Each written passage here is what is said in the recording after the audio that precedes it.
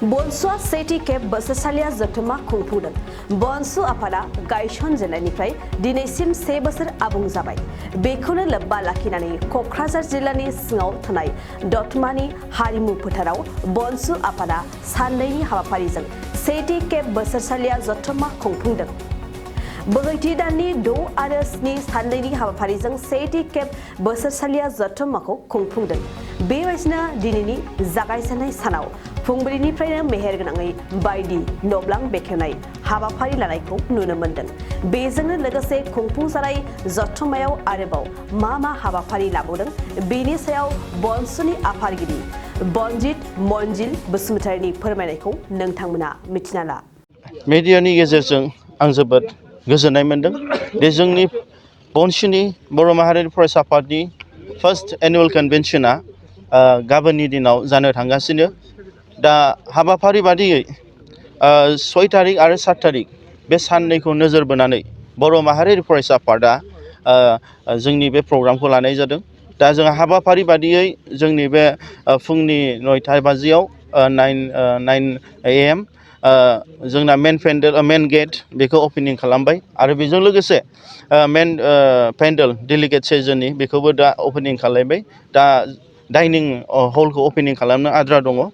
दा हाबाफारि बादियै जोंहा 1थासोआवहाय डेलिगेट्स रेजिस्ट्रेसन जागोन आरो बेनि उनावहाय जोंहा CWC सिटिं बेयो जालांगोन। प्लास जोंनि इन्टेलेक्सुवेल्स आरो गोबां बर' फ्रन्टेल अर्गानाइजेसन्सफोरनि गेजेराव गुवारै सावरायनाय जागोन। दा जोंहा हाबाफारि बादियै 7 तारिखनि फुङावहाय 8:30 जोंना मुंख्लंफोरखौ मान बावनानै बेनि लोगोनो जोंहा जोंनि आफादनि फिरफिलाखौ जों दैखांगोन। जोंनि बे मोनबा डिस्ट्रिक्टनि गेजेरजों आरो सेन्ट्रेल कमिटिनि गेजेरजों। ओमफ्राय 1थायाव जोंहा अपेन सेसन जागोन। बेयावहाय आलासि हिसाबै जोंनि बारग' BTCनि प्रिन्सिपाल सेक्रेटारि आरो क'क्राझारनि डेपुटि कमिशनार जन इंटिकाटार, दा माबानि आफादगिरि अल पार्टी हिल्स लिडार्स कनफारेन्सनि दा बिथांखौ जों गाहाय आलासि हिसाबै लिंहरगोन। दा बेजों लोगोसे जोंहा एपइन्टेड स्पिकार हिसाबै गार' स्टुडेन्टस इउनियननि आफादगिरि टुरानि टेंसाक जिमौमोन बिथाङाबो फैगोन। आरो बेजों लोगोसे गोबां जोंनि बर'नि आफादफोरनि दैदेनगिरि बिथांमोन फैगोन, इन्टेलेक्सुवेल्स बिथांमोन फैगोन, समाज सिबियारि बिथांमोन फैगोन। दा जोंना हाबाफारि बादियै दा जाफुंबाय आरो जालांसिगोन। जारिमिनखौ नायोब्ला बर' माहारिया दिनै जाथिखौ गायसननायनि सार्थ'आव सोमावसारनायनि बेलायाव दिनैसिमबो जेनाखै। दा जोङो नायनो थाङोब्ला 1967निफ्रायनो बर'फ्रा मोनफानिफ्राय मोनफा मुं लानानै गोबाव सोमावसारबोदोंमोन आरो बेनि गेजेरावनो बर'फोरनि गेजेराव गोबां खहा जालांबाय। दिनै सोरबा बादिया मुंख्लं जालांबाय, सोरबा जोंनि आंगो बिब' बिनानावफ्रा जोंनि आइजोफ्रा दिनै जिनाहारि खालामजाबाय, सोरबा न' सावजाबाय। दा बेनि गेजेरावबो जोंनि बर'फोरनि सोमावसारनाय जाय माने बर' हारिखौ भारतनि संबिधाननि मोनथाय बादे गायसननो थाखाय थागिबि हिसाबै जों नाजानायाव दिनैसिमबो सरकारा जोंखौ दिनै गनायाखै एबा इम्परटेन्स होआखै। दा आलादा रायजो जाय बर'फोरनि देरसिन सिमां बेखौ खुद्रि सारनायाव दावहा नांनायाव होआलाबानो जोंनो फिसा मोनसे काउन्सिल होदों। जेरै 93आव BSc होदों, 2003आवहाय BTC होदों, 2020आवहाय दिनै BTR होदों। नाथाय बे मोनफ्रोमबो बर'फोरनि गांनाय उखैनाय बर'फोरनि देरसिन सिमांखौ सुफुंसारनो हायाखै। बेनि थाखायनो बर' माहारियारि फरायसा आफादा फिन खेबसे सोमावसारनायखौ जों लांफिनदों। मानो होनोब्ला दिनै बर'फोरनि 1967निफ्रायनो सोमावसारनायखौ दानि गोदान जोलै आरो जोलैसाफ्रा ओरैनो थांगार होनाय नङा होननानै जों मोनसे थांखि लानानै जों आवगायबोदों। दा बे थांखिनि जे हाबाफारि जोङो लानो थांदों, बे हाबाफारि लानो थांनायाव जों गासै रायजो राजा आरो गासैबो संगठन आफाद इन्टेलेक्सुवेल्स रायजो राजाखौ लानानै जों आवगायनो सानदों।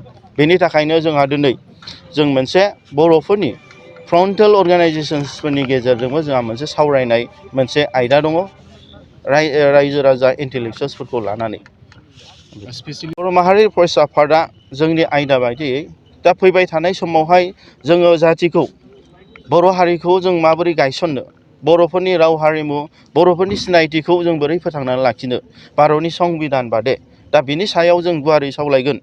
दा फैबाय थानाय समावहाय जों गोबां स्ट्रेटेजि बे स्ट्रेटेजिनि गेजेरजों जोङो आफादखौ आवगायलांनानै जाहाथे भारत सरकारखौ मालायजों जों कनभिन्स खालामनानै मा एंगेलजों डिप्ल'मेटिक वे जों बाहायनानै जोंनि जातिनि माबा मोनसे फिथाइ थायनायखौ जों मोनगोन नामा दा बिनि सायाव जों गुवारै सावरायलांगोन बेसेबांसो कनभेनसन जोंनि अपेन सिजनावहायथ' खमबाबो जोंनि एक्सपेक्टेशना 20 to 40,000नि गेजेराव जों एक्सपेक्टेशन खालामदों दा जोंनि रिपर्ट जिहेथु रायजो राजा फैनो लुबैनाय जिहेतु फार्स्ट एनुअल कनभेनसन दा जोंनि थांखि जोंनि आइडिय'ल'जि बेखौ बिथांमोना गुवारै मिथिनो लुबैदों आरो बिथांमोनाव दङ दि जोंनि बर'फोरनि जि मोनसे आलादा रायजो सोरजिनायनि जि थांखिमोन बे थांखिखौ गोथाङै थाजानाय बयबो लुबैदों आरो गोबां माखासे जोंनि गेजेराव गभर्नमेन्ट आरो नन गभर्नमेन्टनि माखासे षड्यन्त्र पलिसियाव बर'फोरखौ सम सम माने नासयनाय नाख्रेबनाय दा बैफोरबादि पलिसियाबो फैबाय थादों दा बिनि सायावबो गोख्रोङै भाबै जोंखौ माने दानि निउ जेनेरेशन्स लाइमोनफोरखौ गसंजानो थाखाय रायजोफ्रा गोबाङानो माखासे खावलायहरनाय फोरमायहरनायखौबो जों मिथिनो मोन्दों भारतआवहाय मोनसे आयेन दंखायो जाय आयेना जाहैबाय 18 इयार्स जानांगौ हाबा जानो गार्ल्सफ्रा ओमफ्राय बयसफ्रा जाहैबाय 21 बोसोर 21 इयार्स दा बे आयेनखौ नायनानै ओरैनो गभर्नमेन्टनि जि डिसिसन लादों बे डिसिसनखौ दिनै जों गनायनांगोन जिहेतु माने इन्डियायावहाय मोनसे सिस्टेम दङ वेरास माने गोबां गथ'फ्रा माने प्रिमेच्युर मोनसे हाबा जायो माने प्रिमेच्युर माने 18 इयार्सनि आगोल दा बेखौ जोङो साननांगोन बे सासे गथ'आ जोनोम जानोब्ला बिमा बिफायाबो मेच्युर जानांगोन देहायै दा बेखौ नायनानै माने जे गभर्नमेन्टनि जे डिसिसन अलरेडि दंखायो भारतनि संबिधानाव